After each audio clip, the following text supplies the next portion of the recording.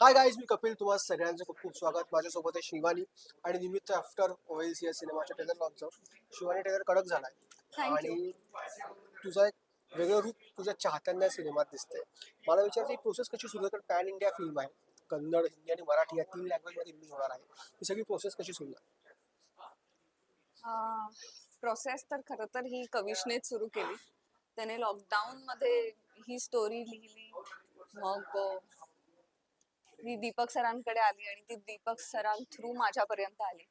So एक वेगळीच journey आहे आणि ही फिल्म च्या माध्यमातून पहिल्यांदाच मराठी इंडस्ट्रीचं आणि कानडी इंडस्ट्रीचं एक वेगळं आणि मोठं कोलॅबरेशन तुम्हाला बघायला मिळेल, ज्यात कानडीचे अनेक ऍक्टर्स आहेत, मराठी मधले अनेक ऍक्टर्स आहेत, जे तुम्हाला या चित्रपटात पाहायला मिळतील. आणि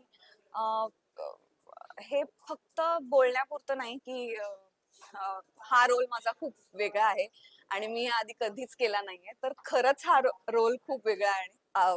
खरंच हा रोल खूप वेगळा आहे आणि ह्या आधी अशी भूमिका मी कधीच केलेली नाहीये. म्हणजे ओव्हरऑल लुक पासून सगळंच खूप टफ होतं तुझ्यासाठी. हो. कसं प्रिपेअर केलं रोलसाठी?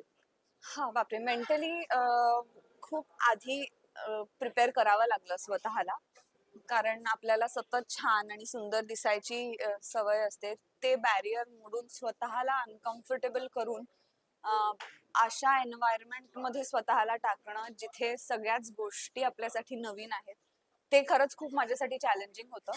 पण सुदैवाने मला जी माणसं ह्या प्रोजेक्टच्या माध्यमातून भेटली, ती खूप खूप चांगली आहेत आणि त्यांनी मला खूप जास्त चांगलं समजून घेतलं. म्हणजे अर्थात कानडी मधले जर काही प्रॉब्लेम्स असतील तर राघवेंद्र सर हो, होते, जे हो. आमचे डिरेक्टर आहेत, कविश होता आणि म्हणजे सगळे जे टेक्निशियन्स होते ते त्यांना त्यांचं काम खूप चांगल्या पद्धतीने माहित होतं आणि खूप येत होतं, म्हणून आमच्यासाठी ते खूप जास्त इझी होतं.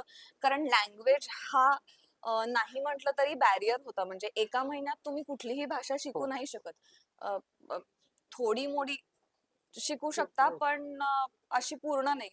पण ते बॅरियर असतानाही तुम्ही कला म्हणून आणि काहीतरी आर्ट क्रिएट करायचं म्हणून लँग्वेज हे सोडून फक्त तुम्ही एकमेकांना समजून काम हो, करता, हे हो. खरंच खूप वेगळी प्रोसेस होती माझ्यासाठी आणि मी ती प्रोसेस खूप एन्जॉय केली. सगळ्यात हो, डेफिनेटली.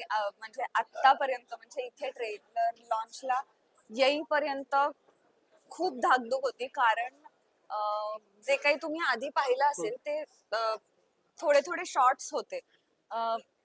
त्याच्यात मला असं वाटलं की ठीक आहे, एवढा काही अंदाजा बांधता येणार नाही, पण आपलं जे ऑडियन्स आहे ते इतकं शार्प आहे आणि इतकं स्मार्ट ऑडियन्स आहे की त्यांना काहीही जर तुम्ही केलंय आणि ते मनापासून नाही केलंय, तर आपलं ऑडियन्स ते पटकन पटकन पकडतं. पकडतो. आणि मला हीच भीती अजूनही वाटते की मी हे जे काही करण्याचा प्रयत्न केलाय ते माझ्या ऑडियन्सला आवडेल का, आणि सगळे ते एक्सेप्ट करतील का मला तशा रोल मध्ये. सो माझ्यासाठी अजूनही मी एका वेगळ्या प्रेशर मध्ये आहे आणि मला हे प्रेशर आवडतं. वा वा वा. दोन इंडस्ट्री या निमित्ताने एकत्र आला, तुला काय फरक जाणवतो Kannada film industry Marathi film industry मधला?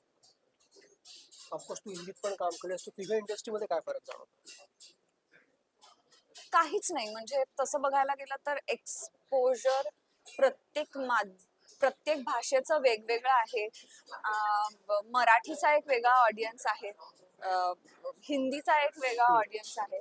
आणि मला असं वाटतं की काम हे कामच असतं. तुम्ही कुठल्याही भाषेत करा, तुम्ही मराठीत करा, तुम्ही कानडीत करा, तुम्ही हिंदीमध्ये करा. असं नाही होत की आता मी हिंदीचं काम करते तर मी आता काहीतरी खूप जास्त चांगलं करीन, किंवा आता मी मराठी करते तर हा ठीकच आहे, मी मराठीच करते.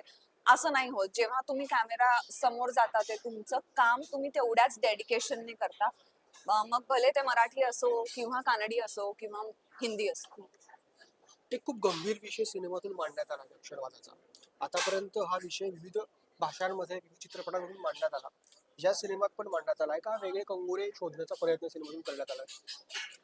अ, तसा फारसा संबंध नाही असं म्हणता नाही येणार, पण नक्षलवाद हा फक्त त्या स्टोरीचा भाग आहे. म्हणजे तुम्हाला ती माणसं तिथे फक्त आहेत आणि म्हणजे स्टोरीशी असा सच काही संबंध नाहीये, पण फक्त नक्षल त्या ट्रूप मध्ये ती गोष्ट घडतीये म्हणून. आणि अर्थातच म्हणजे अ, अ, कुठलीही गोष्ट असेल जी एका रिबेलने सुरू होते, अ, त्याचा अंत किंवा अ, त्याची समाप्ती कशी होते ते आता महाराष्ट्र बघतोच आहे. अ, अ, इतक्या लोकांनी समर्पण केलं आहे, ही चांगलीच गोष्ट आहे. आणि आमची फिल्म अजिबात ह्याला प्रमोट करत नाही किंवा ग्लॉरिफाय करण्याचा प्रयत्न करत नाही नक्षलवादाला. काविश खूप उत्तम मराठी बोलतो. सेटवर कसं फील होतं तुमचं? इव्हेंट एक कसा होता? तो खूप उत्तम मराठी बोलतो आणि पण आम्ही काही स्ट्रिक्ट रूल्स बनवले होते शूटिंगच्या दरम्यान. जेव्हा तुला माझ्याशी बोलायचं म्हणजे कविशला जर माझ्याशी बोलायचंय तर तू मराठीतच बोलायचं, हो. आणि जर मला तुझ्याशी बोलायचंय तर मी कानडीतच बोलणार. म्हणजे बेसिक बेसिक गोष्ट मी तुला सांगते. सेटवरची पहिल्या दिवशी माझं असं झालं, मला पाणी मिळू शकेल का, आणि कोणाला कळलंच नाही पाणी काय.